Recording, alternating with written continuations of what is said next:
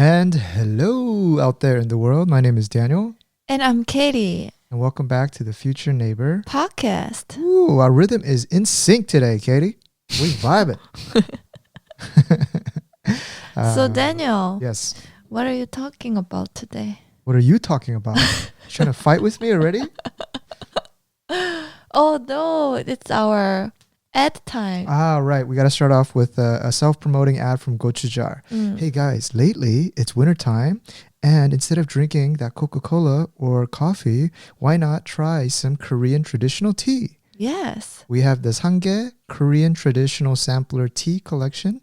And it comes with 9 different teas: Oriental raisin tree, persimmon leaf tree, mulberry leaf, Korean plum, Korean burdock, chrysanthemum, hydrangea, bellflower, organic green. Sounds really good. Yeah, it's like you can try different one every day. Variety is the spice of life. I don't know how I remember all these little ad libs. Or if you want to be more experimental, you can try a sangwa tea, which is a sangwa. traditional Korean medicinal tea. That's right. That I drink in the wintertime because it helps like to keep your body warm. Yeah, we've been switching between yuja tea and then sangwa tea lately. It does have a strong like medicinal scent. You know, though, I have to say I got traumatized when I was young with that that Oriental medicine smell. Really? Because like I'm really used to it. Yeah, you like it? Well, I like it now. I don't mind it. Yeah. But you just that like smells so healthy. Yeah, you smell it and you're like, oh, that's that Hanyak bang. 2 of my uncles on my dad's side run Hanyak bangs. That's why I know that smell very much. And you know what really sorry, we're going on a tangent. You know what? Our podcast is all about tangent. We would never do good for ads. We would just go on. Actually, you know, like in Korea, when I was young, my mom would buy a lot of those Hanyak to make me gain weight. Hanyak means Korean medicine. Yeah. Korean herbal medicine. Yeah. Go on. And it comes in like those packets. Liquefied extracts, right? So you drink like 1 or 2 a day for like a month. Yeah. Because I used to be really thin. She was like, oh, you don't look healthy. So she would order like, and it's also very expensive. Yeah, it's not cheap. Yeah. But for me, it had no effect. But I believe it kept me healthy. But you know, there are cases where some people have this hanyak and it totally changes their body system. I know. And then like, let's say one person, she's like never gained weight in her life. But after drinking that hanyak, she's become very, very easily gaining weight. Yeah, that's very interesting. One of my friend's younger brother, her mom wanted him to grow taller, so she started giving him hanyak. Yeah, that's very common in Korea. Yeah, but strangely, it had a very adverse effect on him. And like he got really skinny and like his voice never dropped. And he kind of stayed at like this child physical level for a very long time. I would go over and I always think there's something kind of quote unquote wrong with him because he's not developing like the other kids. And my friend would tell me it's because my mom's giving him this crazy hanyak. Well, that was the supposed theory, but that was when we were in junior high. Yeah. So. But I think we should explain more what hanyak is. It's like, it's not like a vitamin drop or anything like that. They're all made of like natural ingredients, but it's supposed to like really fuel up your body. So if you're really low in energy or like if you like, and also, you know, in the Oriental medicine, a lot of it, they say that a lot of it rises from your body being cold, a lot of problems. So they, with that ingredients, they help your body temperature to like become more warm. Yeah. Is the body temperature 98.6? Oh. Is that right? Oh, I only know that in Celsius. You're talking about in degrees? Yeah.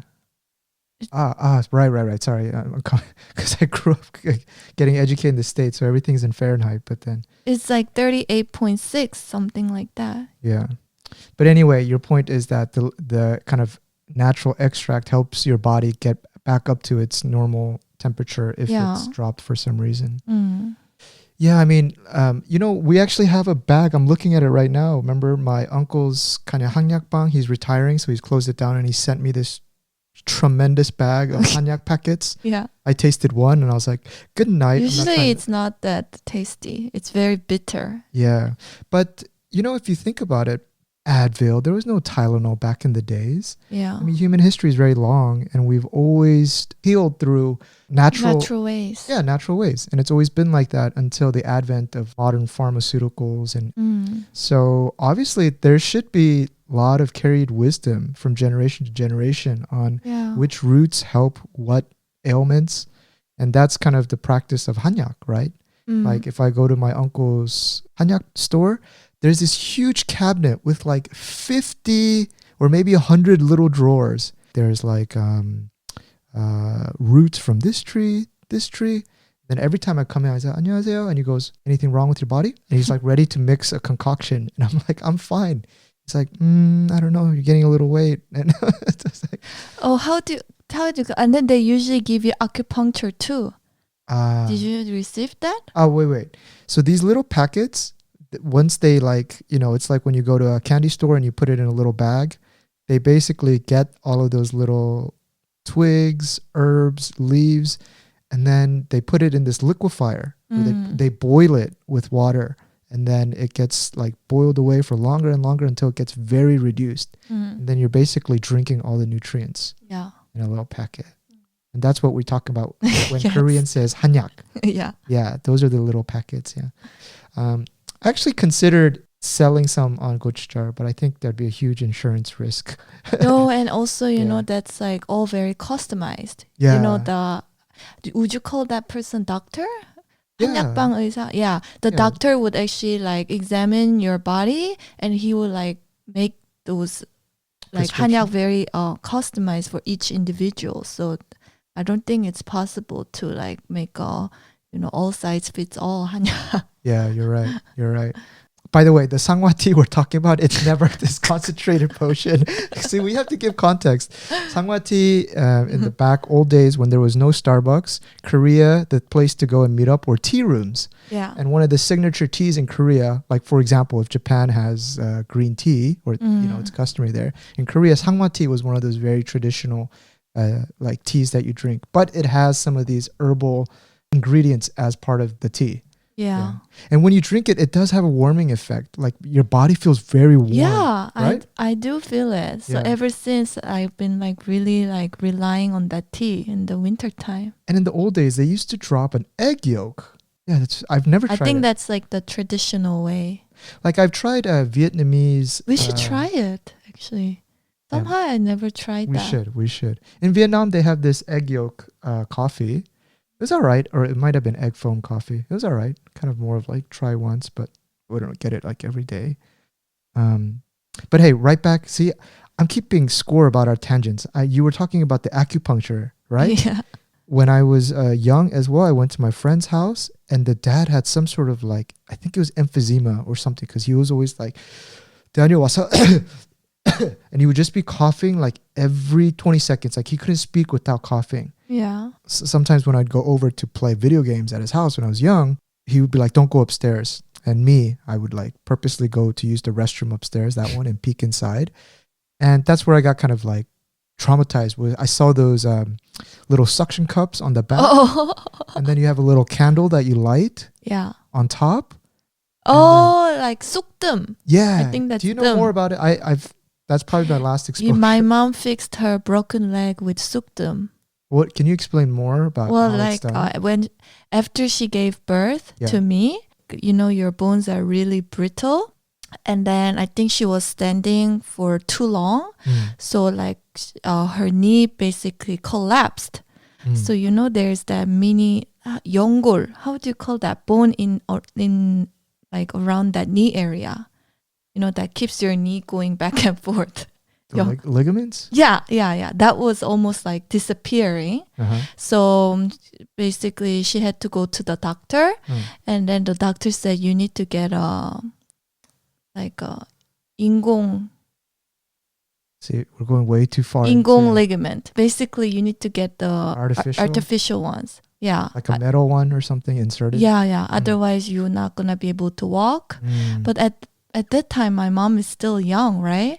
And for her to think that she would have to live with like a fake one like that for her rest of her life, she was really scared. Yeah. So she decided to go find other ways. Yeah, alternative medicine. And then she actually said she decided to get this sukdum, like what you just said. What did you say in English? It's like, well, I'll describe it. It's a suction cup, and you'll see your skin kind of, it's a little vacuum, and then you put like, I don't know No, why that's the not candle was put on sukdum. That's top. puang in Korean. Oh God, we're going into the deep chambers of Korea. Yeah, that's puang. That's very common. Like, I see those people in like massage rooms in Korea doing that. I thought Everybody his dad does. was getting exorcism done. Scared me. I never went back to his house again to play video games. Too scared. It's so common. The BTS members get that too. Oh really? Yeah, when they have some aches from dancing or something. Does it pull out blood? Yeah, and it helps with the circulation, I think. So basically, with the suction cup, you're drawing out bad blood. I think so. Because it turns bloody when you take the suction cuffs off, right? Yeah, and then it looks like you have a bruise. You have this huge bruise or like red mark, right? Yeah. Well, I mean, for a kid seeing it for the first time, you could see how terrifying that would look, right? Yeah. But for my mom, it wasn't puang. It's a sukdum. So sukdum is like, I need to learn more about it. But it's basically it's like a stone. It's witchcraft. It's not a stone, but like you fire up some like suk. Suk is another acupuncture? like herbal Korean like leaf. Suk. And then mugwort. Mugwort. Yeah, mugwort. And then she would like fire it up. Uh-huh. And it's extremely hot, right? And smoke it? Yeah, and then she put it on her knee. No, she doesn't smoke it. What are you talking about? She'll put it on her knee, and then she'll like endure the pain of that hotness. Yeah. But after doing that for like 30 minutes or an hour, she done that for like 5 years, she said, and then it all like got better, and then she could walk properly. That's why your mom has like a quite strong opinion about like how to heal yourself, because every time I have something, like she heals it in the natural way, so she has a lot of pride in it. Remember when your mom first met me, she's like, Daniel, you have odari. You're bow-legged. You need to fix that. And she was my mom was saying. And I was like, that was the time when I was preparing for the marathon, and I was like, there's nothing wrong with my legs. And she's like, what you need to do is get a belt and buckle it up very tight at night and endure the pain so that you can have straight legs. And then I would ask your mom, but why? What's wrong with O-legged? And she's like, 오다리 안 좋아. And I was like, my last name is O. But even to this day, even when you're not there, when I go down to Busan, your mom's always making talking side about she's genuinely worried that it will just keep getting like more expanding towards sideways, so that you will have a lot of complications in your older days. Well, I appreciate the concern, but I think that effect might be decades down the line. So she's really worried. Yeah. Man, we came far from our little ad read here. Shall we continue with the alternative treatments? Oh, you know what I should talk about is so for a period of time, this is kind of embarrassing, but I had irritable bowel syndrome, IBS. What? What is that? Remember, Katie, I always go use the restroom after I eat at a restaurant or something, right? And so I didn't have this ever, but strangely, I think maybe starting 3 years ago, and for about 2 years, like every time I would eat, I would just need to go. Like I needed to go. We couldn't have a proper date. No, Katie, don't describe it like that, as if I'm like. Every time we walk out of the restaurant, he has to look for a restroom. Yeah, but it was so kind of 애매. Man, now I'm forgetting English. What do you call 애매? Like ambivalent. I don't know what to do, because like after you eat, I don't necessarily feel like going, but then as soon as it's like 17 minutes after I leave the restaurant, I feel my stomach and I'm like, I gotta go. I gotta use the restroom.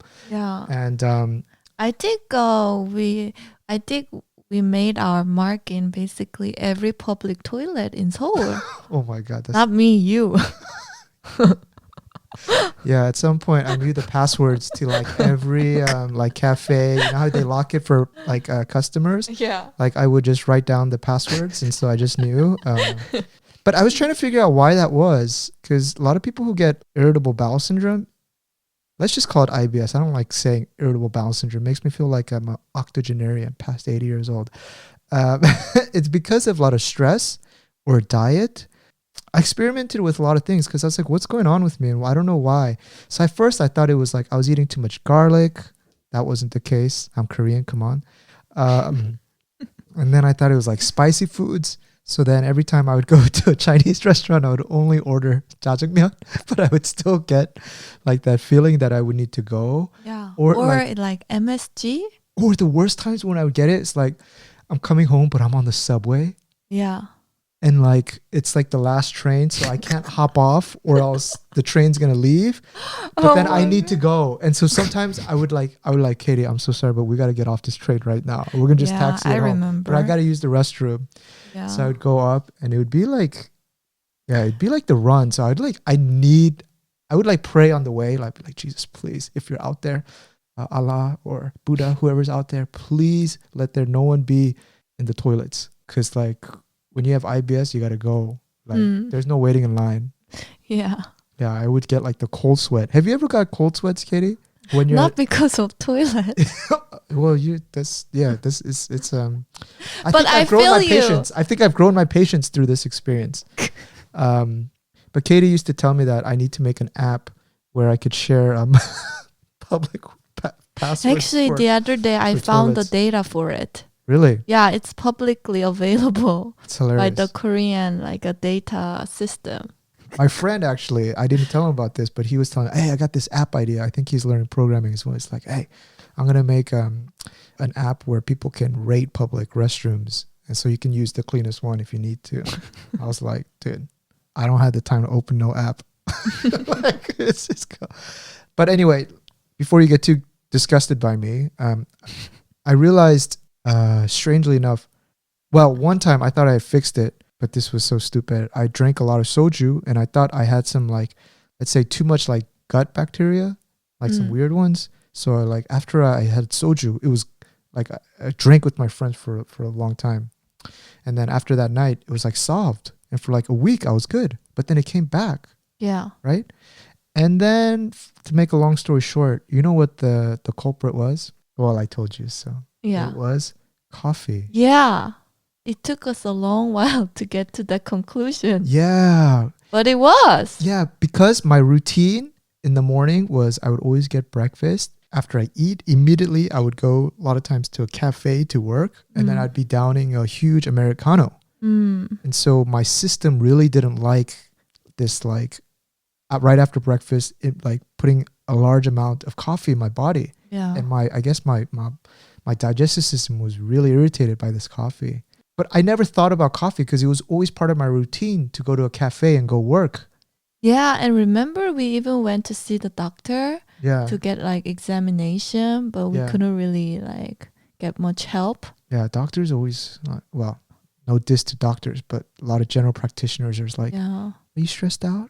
Bitch, I'm always stressed out. Life is always stressful. What you talking about? They attribute everything to stress. Yeah, it's but like the most general question. Like, let me be a doctor and pay me the fees. Are you stressed out? Yeah. I hear that all the time. Do you get headaches from time to time? Do you worry about life? I think you have IBS. So then we started to take more like tea. It's our like regular drink. Exactly. So I stopped. Number one, when I go to cafes, I just experimented. Let's order tea from now on. Then after I switched to tea, I did that for about 2 weeks and then completely gone. That like irritable feeling that I need to go is gone. After I fixed it, like now I'm drinking coffee again and it hasn't come back. But I don't drink coffee every day though. Yeah, because just once in because a of while. COVID, like I stay at home. Yeah. So I don't go out to like cafes and so I'm slowly introducing coffee back into my diet because, you work well when you're on coffee. That caffeine gets you going. So, but I'm not sure if it's something in coffee or the caffeine itself. I need to like test that too. Like maybe I drink green tea because green tea has a lot of caffeine. And if right? So.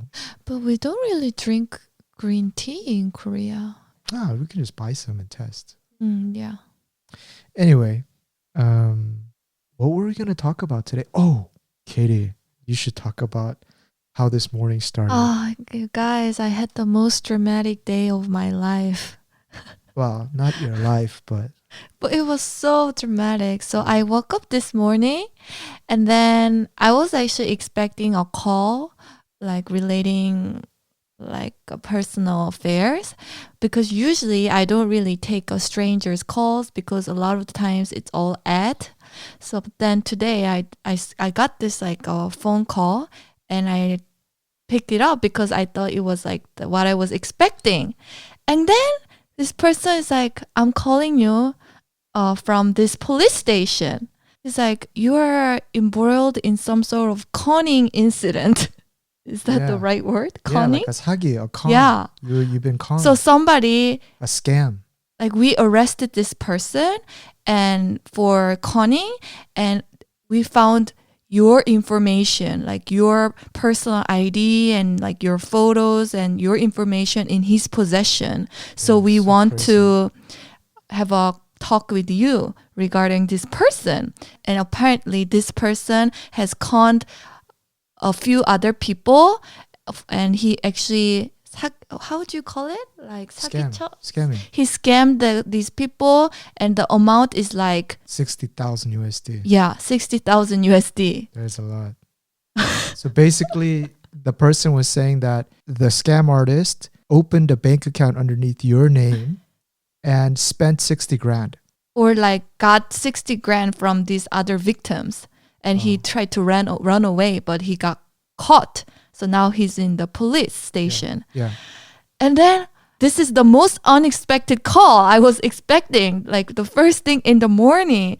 So I was so bummed and I was like so scared. What's going on? Somebody used my ID, my information to make an account and like basically did a crime. And then the guy on the other side of the call was like, yeah, so we want to ask you a few questions. Is that okay? So I was like, yes, I am willing to cooperate. And then he started to ask like questions about, do you know this person? He said his name, and have you ever met What's this his name? person? Just in case there's people who... He said his name is In-ho Kim. In-ho Do you Kim. know someone by that name? Have you met with this person? Have you like contacted this person in the past 6 months? And I was like, of course not. I don't even know. It's like my first time hearing about this person.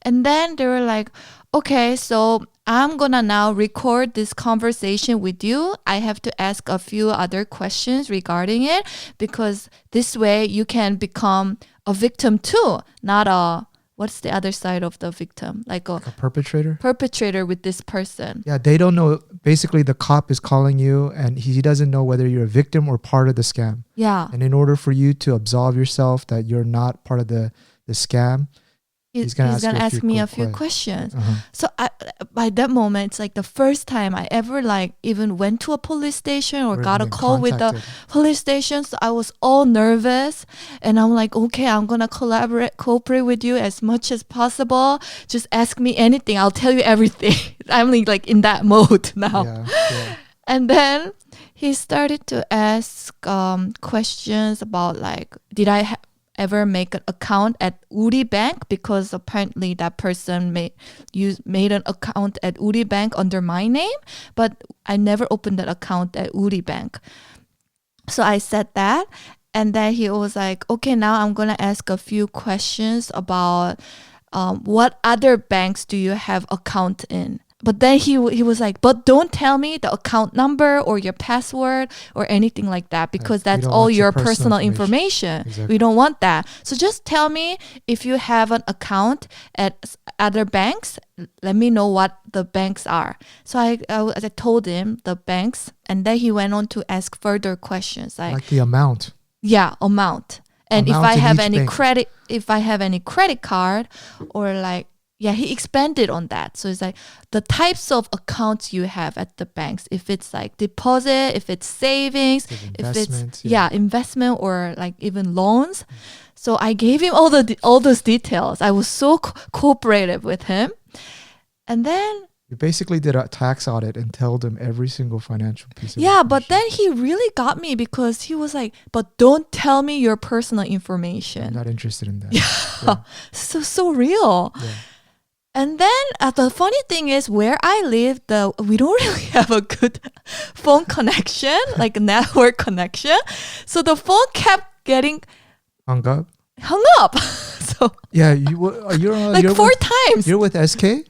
Yeah, I'm with SK. SK doesn't like the signal's not good here for some reason. But KT. it's like it's kind of hard to believe that like this world. Yeah, in this age. In Korea. Year, yeah, it should be bursting. Signal should be like good everywhere, but strangely. Yeah, it kept hanging up. And then I even told him, like, this is my first time doing this. I want to know if you are like a real policeman or not. I'm sorry if like you're offended by this, but I want to check. And then he would be like, no problem. I will send you the documents once this call is over.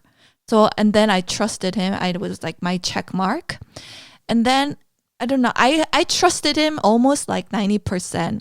But after like the fourth hung up because of my network, I wanted to I was like running to you.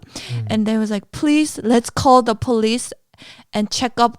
Because one thing I forgot to say at the beginning of the call, he said, I'm a policeman by this name and I'm working at Kuro police station at this department. And he told me to write it down too. And that was like his technique to reassure me. Like I knew that information, so I looked it up online. I called the Kuro police station and I called them and asked if you have a police officer by this name. And then immediately they say, no, we don't. And then this is a scam. And actually we've been getting a lot of calls regarding this, who's claiming to be Kim In-ho. Yeah. And so you're not the first one. And she was like, and it was a lady and she was like, and then you didn't give him any money, then that's okay. So just block this number and then you're fine. Yeah. When I heard that, I was like, I want to kill this guy. Yeah, I bet. I remember he got me 100%. Yeah, he got you. Phishing call is so good. You know, the reason I wanted to share this was like when people think about phishing or like scamming, you're like, hello, I am from Nigeria. I have sent you email. I am the prince. Please send me $1 million in your account. And it's like, that's what you think. Like very obvious. Yeah, like it goes to your spam folder. But in Korea, like... it gets so sophisticated and it's like... very real. Convincing. Oh my God. And then like so many little things that he did to like really reassure me. He's like, I'm going to record this conversation now. Do you have anybody near yourself? Because if...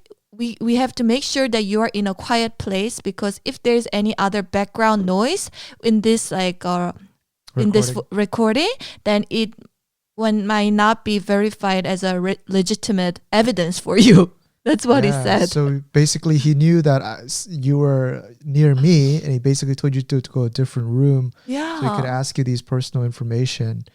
The thing is, I think I love the sophistication. It is. As soon as he calls, he gives you like little signs that make him legitimate. Yeah, right? because write down my name because I'm a legitimate police officer from this police station.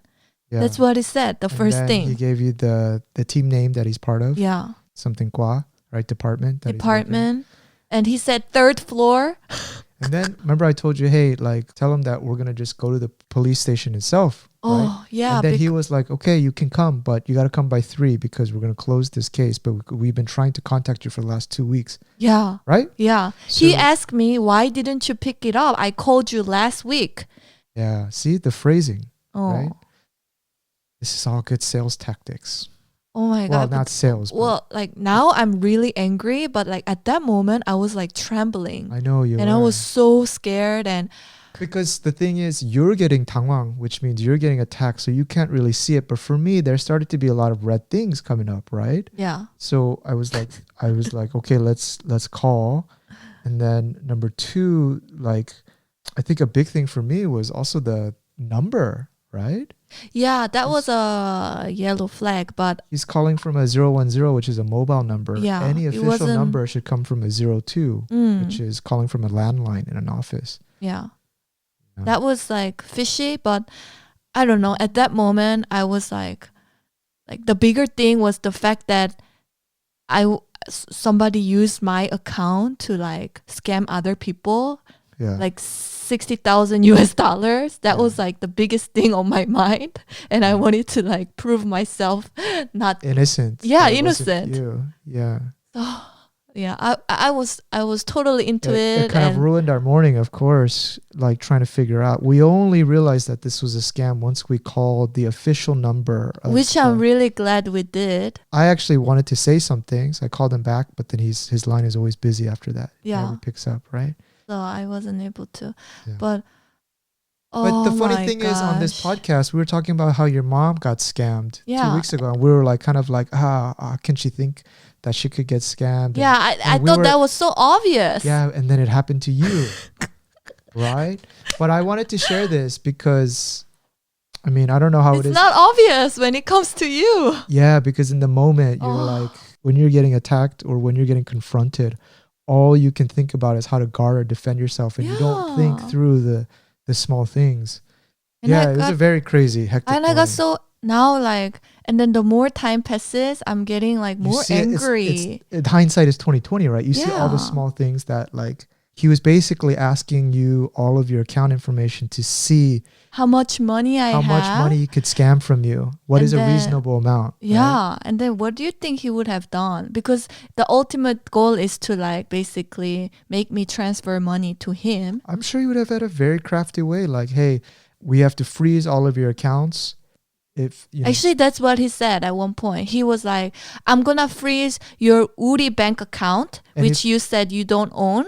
But tell me where you have all your other accounts so that we don't freeze those accounts. Yeah, that's what he said. And then he's probably going to say, we have to freeze this if you need some money to use in the next few days, transfer it to a temporary account we'll make for you. And then that's where he gets your money. Oh my God. I think that's what I would do. That gets me so angry. Of course, scamming is like the worst thing. Like how can you're the lowest do of the that? low. You're scamming like people. I know. Yeah, that's scamming is terrible. Like all the hard-earned money. Remember, I told you in a previous episode when someone tried to scam me.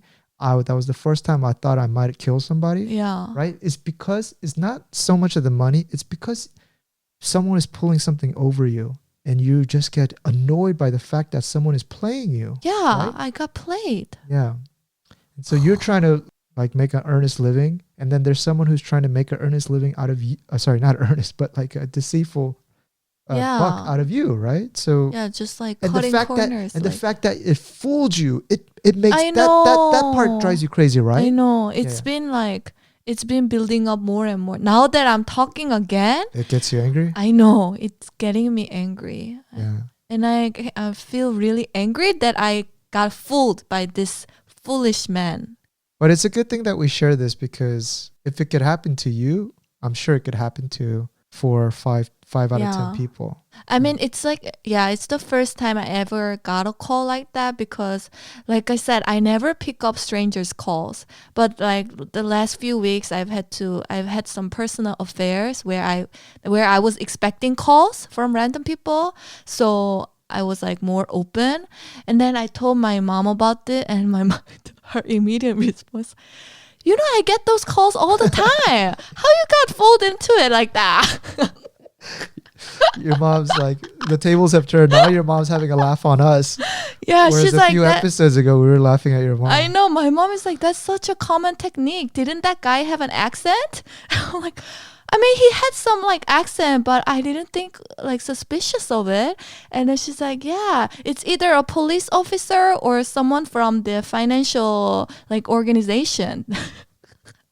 Yeah. Anyway. Oh my gosh. It was a good thing. Blessed that nothing really happened, but it was close. And walking up to that line was like heart trembling enough, huh? Yeah, totally. On brighter news, our podcast listener base, I think we received a little email saying that we passed 10,000 downloads. Yeah, where is our little clap? All right, it's been a while. Let's see if it's this one. Oh.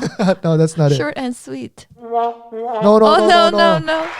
Oh, well done. Thank you, everybody, for listening in. Yeah, thank you. And also for writing in. So we thought it would be a good time. We've had actually quite a few number of emails, telling their thoughts about previous episodes or et cetera, et cetera. So we'll run through 2 or 3 of these. The first one, I won't share their names just in case for privacy. 1 second, guys. I sold my everything to him. Did you sell your soul to him? I mean, I at one point I got scared because I told him our house address. I was like, is he gonna come after me? It's all right. I mean, what can you do? I'll take care of him. There's a Swedish listener. Shout outs to you. Ooh. Much regards to you. She sent some feedback about, like, she said she didn't fully agree with what Daniel said about suicide. And it was because I was talking about the fact that suicide is like when you feel stress, it's maximal to everybody. So I don't know why Korea has a higher suicide rate. And she kind of just was bringing up the fact that she lives in Sweden and she feels like dealing with stress in Europe or specifically Sweden, it's much easier to cope with stress. Like really? Yeah, like the work environment's a lot better. You get to get much more vacation time. Yeah, that's true.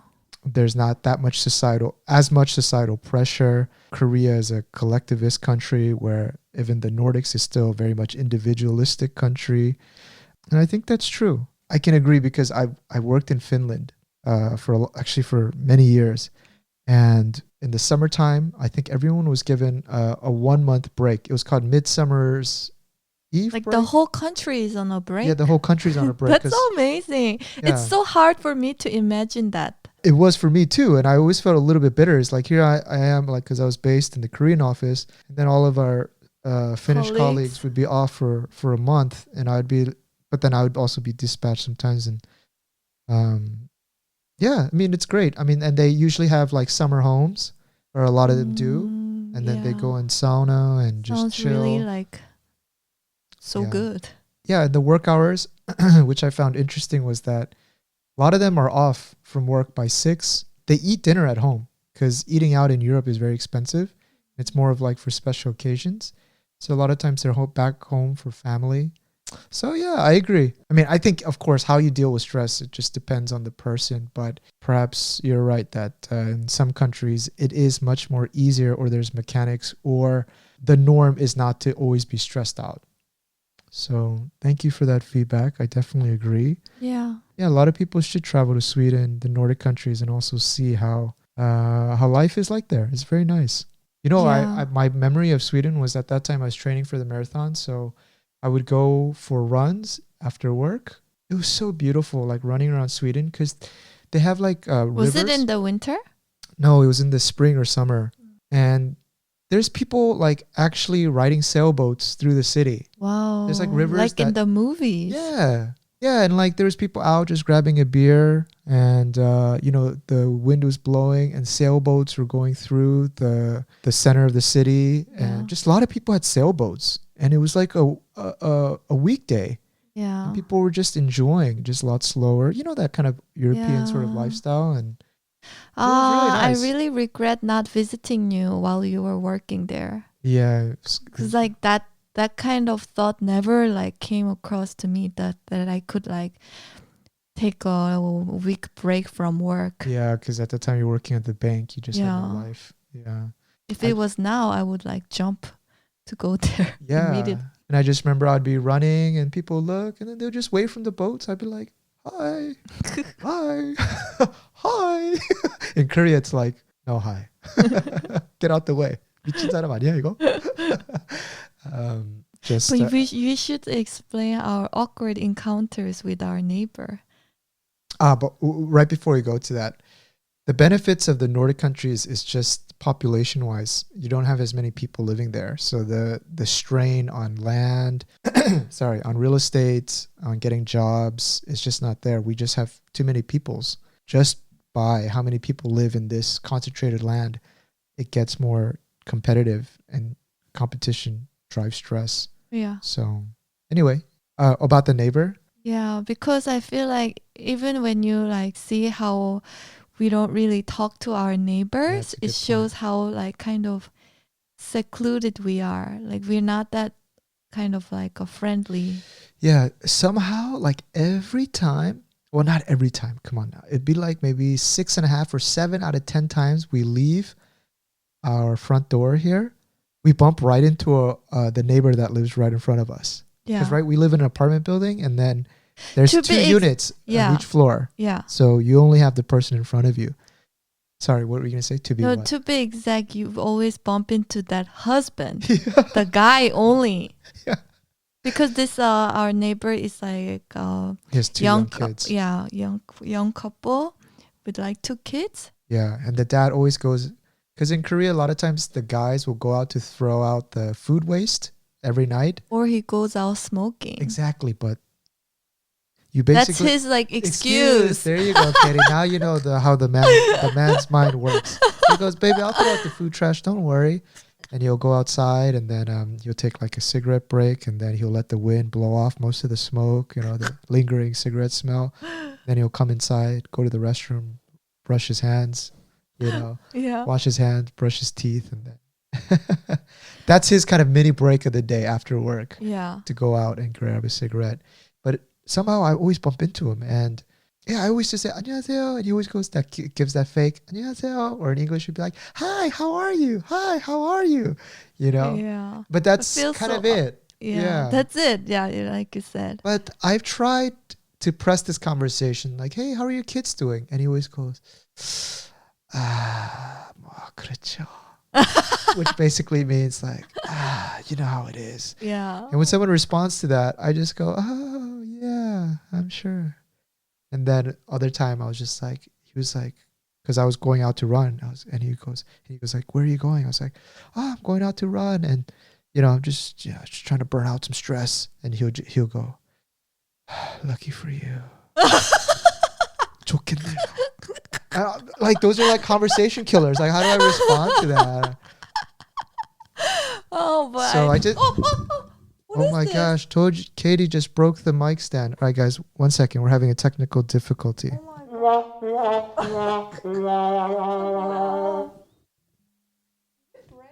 Yeah, you can. I didn't even move. Wow, what a strange day. Everything breaking down, getting scammed.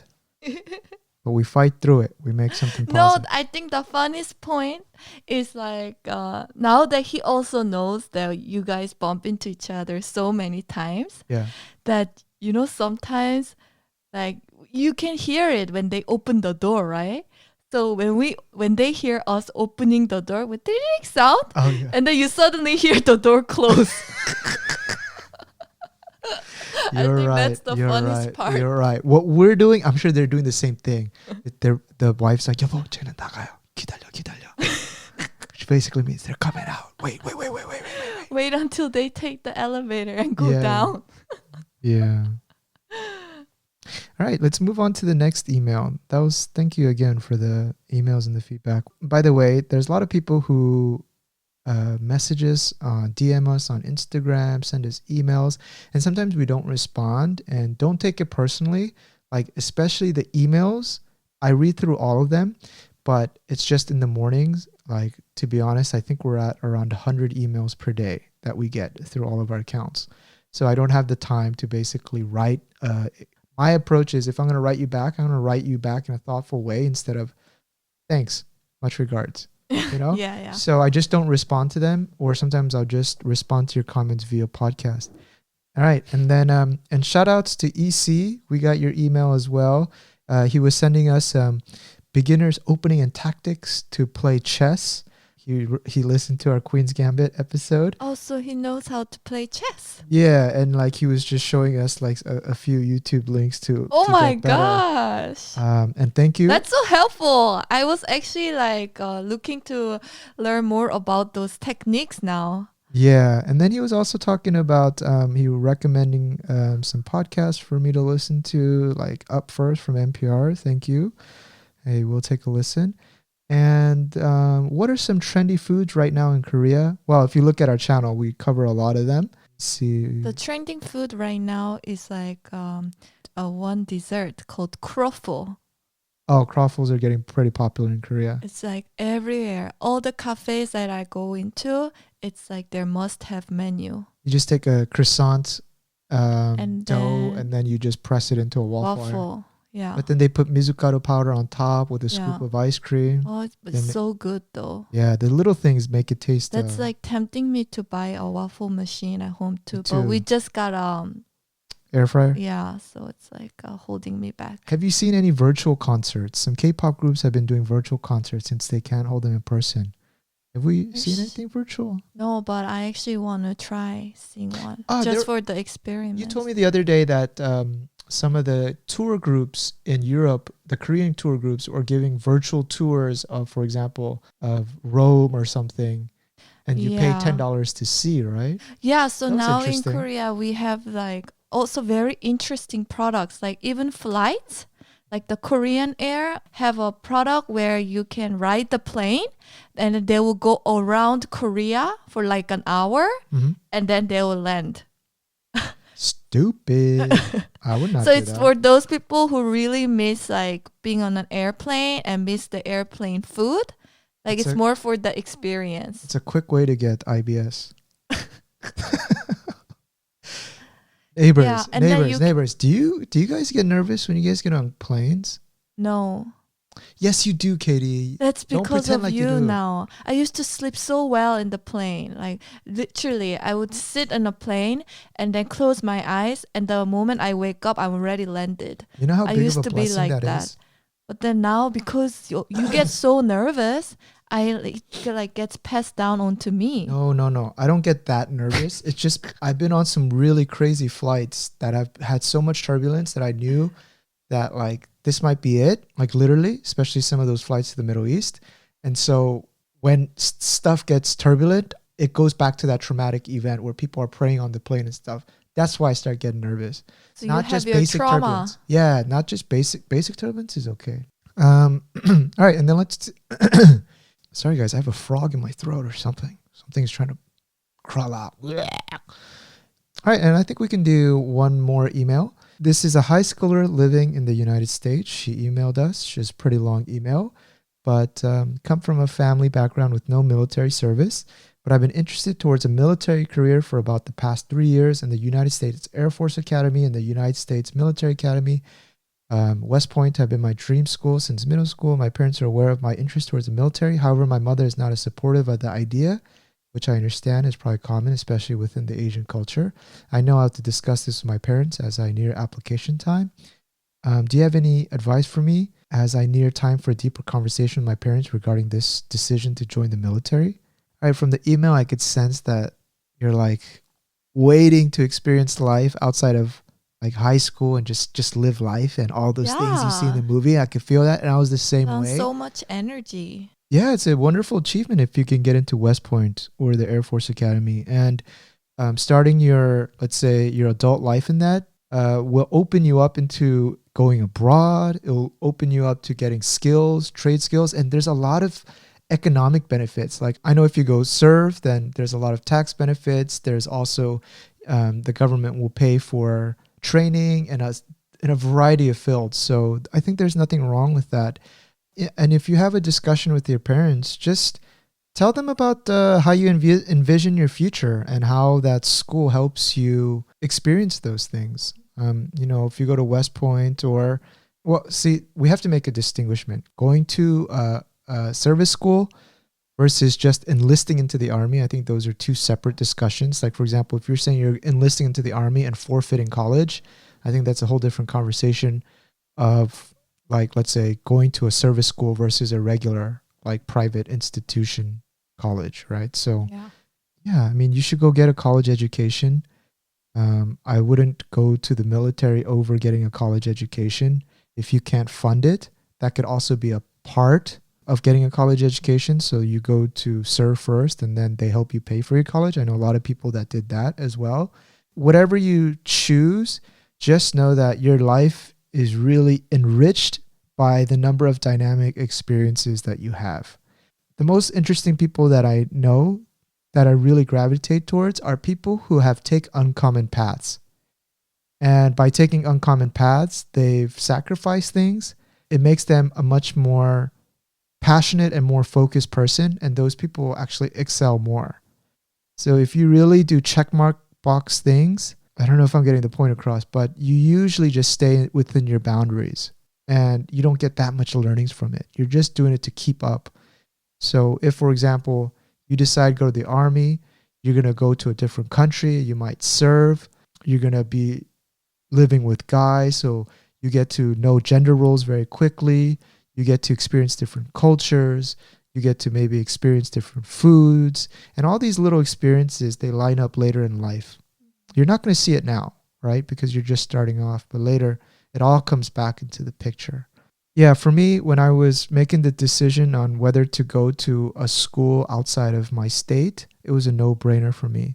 Like, I really wanted to go out of this Orange County / LA bubble and meet non-Korean Americans and kind of diversify my experiences. And I think that was one of the best decisions. I talked with my dad about this, that leaving California when I was after high school was great for me because I had to restart. I had to start over.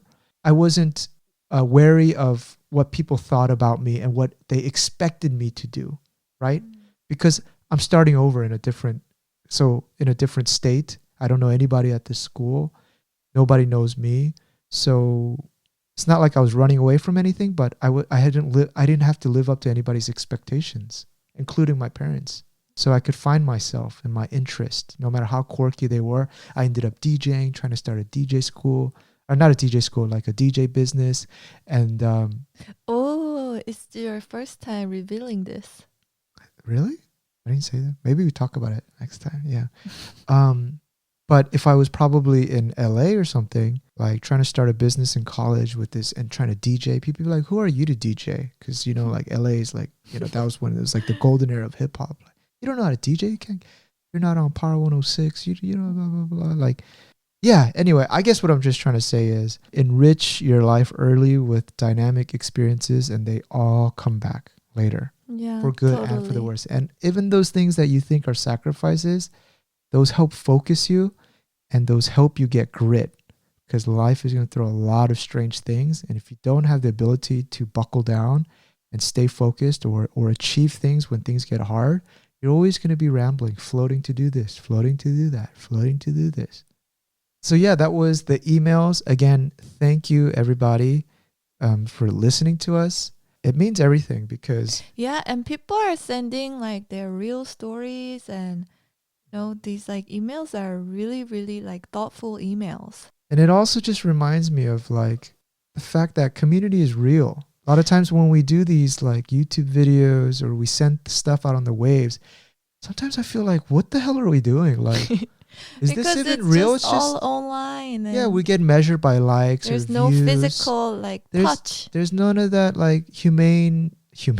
There's no there's no human interaction. But sometimes when we see these emails and we see people's reactions, it feels more real. It's great. We like it. Yeah, we love it, and I think we're gonna keep pushing through with this podcast. So let's close this our podcast with one last thing, which is what is your FOTD? FOTD? What is that? What does that mean? Food of the day. Food of the day? Yeah. You know how those fashion bloggers, they go to, this is my OOTD, which you didn't know. It's What's outfit of the day. So they like share what they're wearing, where they're from. So we should share what we had today. Okay. For food. What do we have today? My memory's bad. Today we had we had salmon. Yeah. We had we tested the salmon steaks in the air fryer. Then we fried up we stir fried some asparagus, broccoli, and it was really eggplant. Yum. And then we had the egg bread. Oh, no, we had that yesterday. And then in the morning, you cooked toast, Korean I made a breakfast toast. Yeah. Got a nice, we got the milk bread. It was really good. We didn't use the in slices. We used the regular sliced bread. And then you put bacon. Some eggs. And then some sliced avocado. And exactly while I was enjoying that breakfast, I got that call. And just totally lost my appetite, I remember. Yeah. Oh, man. Let's keep pushing through. Everybody, if you're having a hard time, email us. I think sometimes it could be very beneficial. So email us and we'll give you our thoughts on it. Probably not the right answer, but it's just another 2 cents. And I love it. Thank you, y'all. We'll keep pushing on. All right. I'll see you again soon. See you again soon. Bye. Bye. 왜 그래?